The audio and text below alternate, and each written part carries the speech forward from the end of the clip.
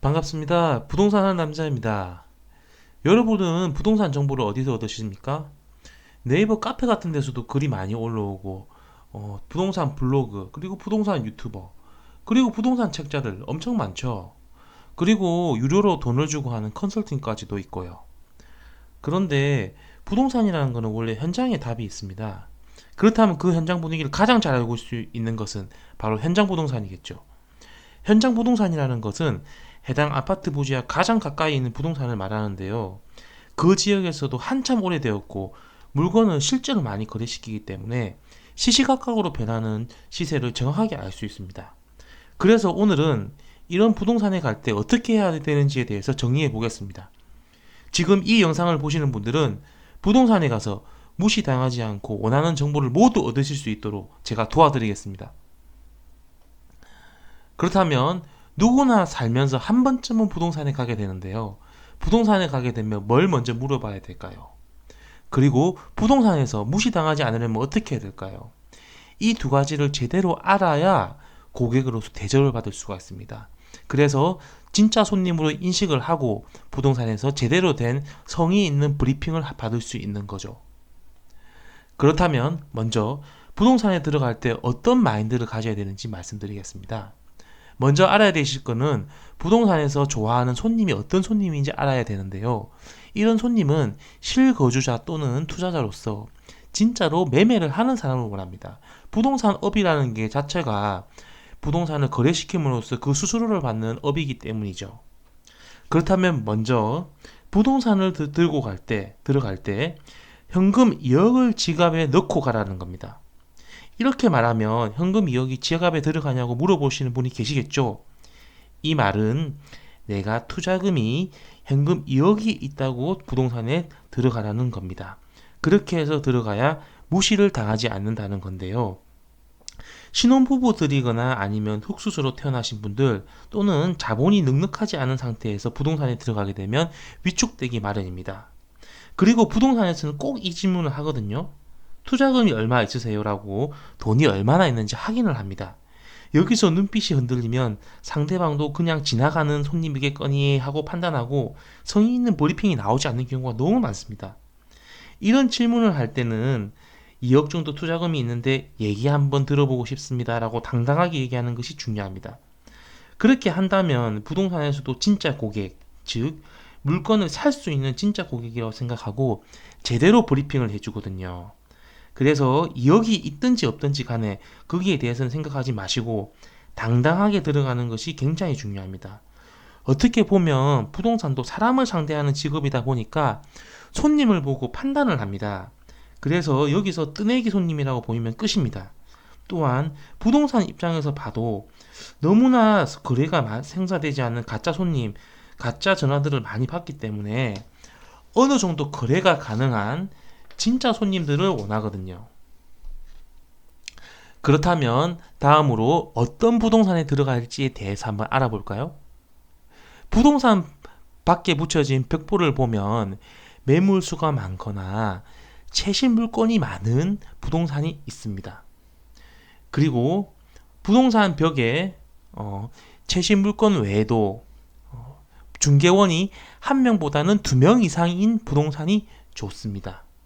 그리고 남자보다는 여자 직원이 좀 더 친절한 경향이 있습니다. 요거는 제 개인적인 생각이 조금 들어가 있네요.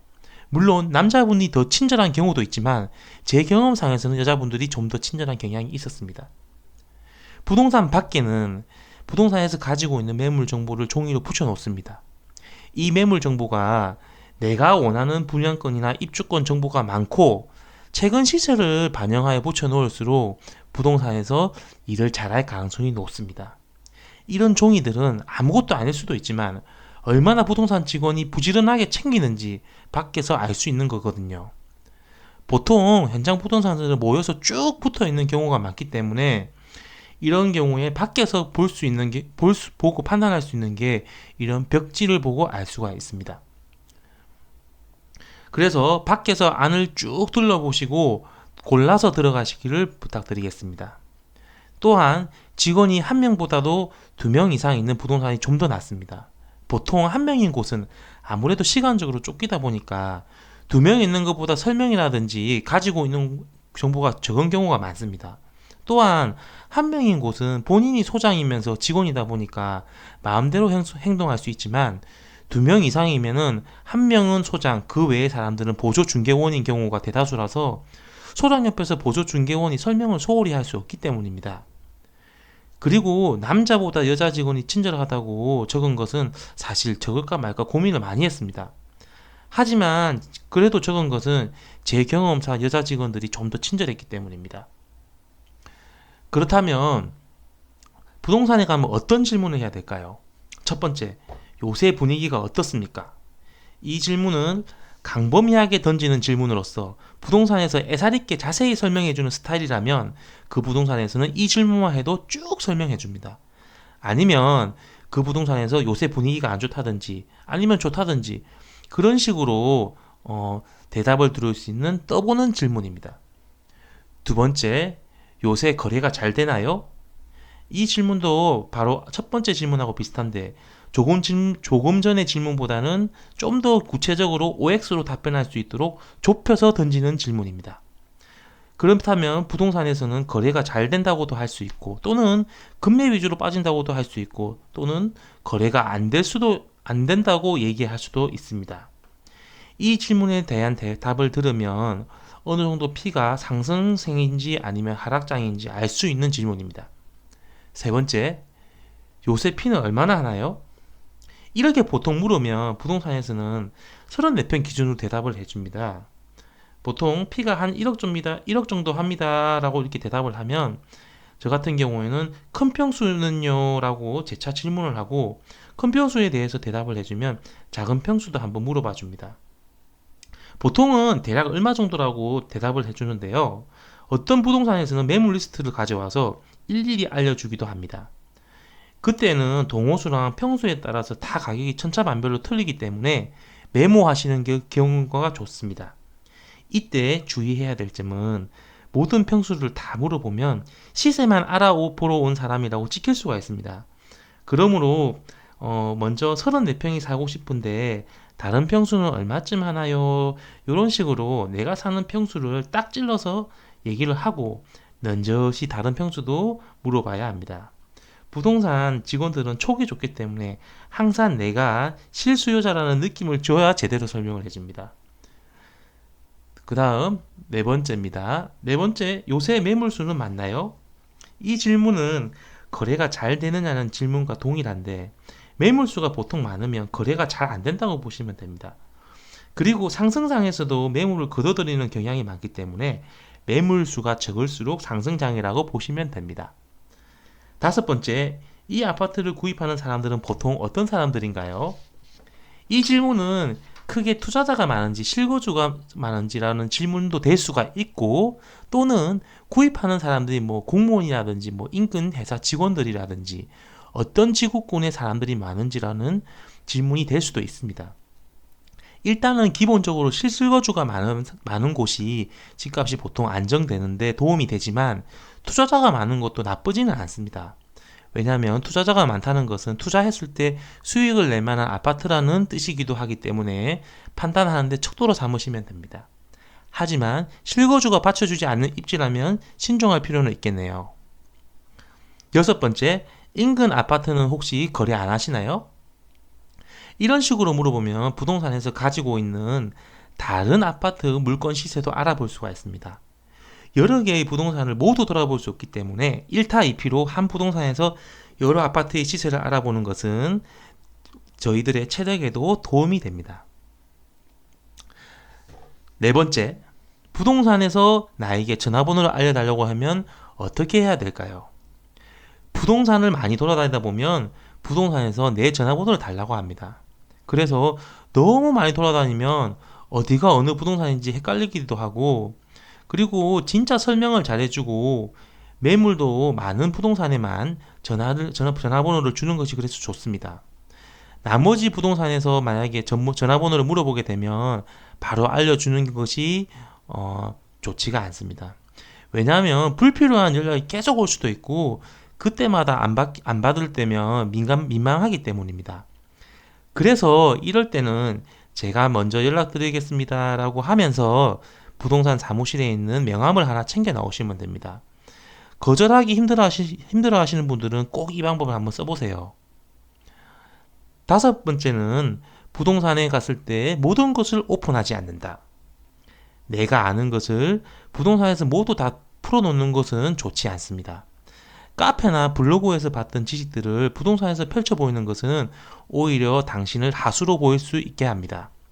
차라리 어느 정도 신비주의로 갔을 때 상대가 긴장하고 함부로 보지 못하는 경우가 많습니다. 그리고 어디에 얼만큼 투자해서 얼마를 벌었다 이런 말도 삼가고 적당하게 내공을 조금씩 보여주는 것이 부동산으로 하여금 더 긴장하게 할 수 있습니다. 여섯 번째, 부동산 소장, 부동산 보조 중개원을 구별한다. 보통 사장같이 보이는 사람이 부동산 소장입니다. 소장들은 보통 공인중개사를 따고 사무실을 차리는 사람인데요. 그리고 그 옆에 공인중개사 자격이 없는 보조중개원을 둡니다. 실제로 브리핑 같은 것이나 매물 소개는 보조중개원이 많이 하는데 이때 따라서 어떤 경우에 따라서는 소장이 하기도 합니다.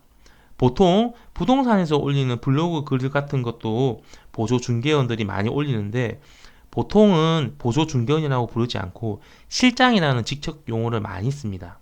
소장이라고 하면 사장 같고 중개사 자격이 있는 뉘앙스라면 실장이라는 말은 보조중개원을 약간 올려주는 말이라고 생각하시면 됩니다. 그리고 일곱 번째, 내가 사고 싶은 물건이 있다면 여러 부동산에 가서 물건을 찾아달라고 하지 않는다. 이 말은 내가 10개 부동산에서 A라는 아파트, 예를 들어 A라는 아파트 34평 분양권을 얘기를 하면 요새 부동산들은 모두 물건을 공유하기 때문에 여러 부동산에서 매도하는 한 사람한테 물건을 팔라는 전화가 가게 됩니다.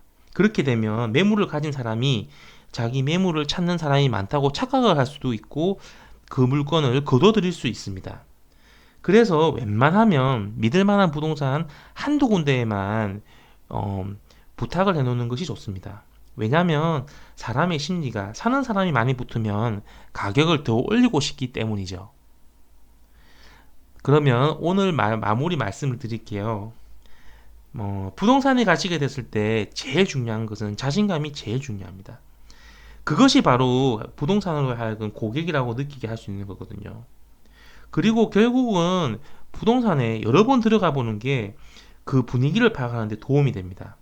부동산에서도 많은 손님을 만나보고 우리를 판단을 하지만 우리 또한 많은 부동산을 가보고 나면 부동산이 어떻게 움직이는지 판단할 수가 있거든요. 그래서 경험이 제일 중요한 것 같습니다.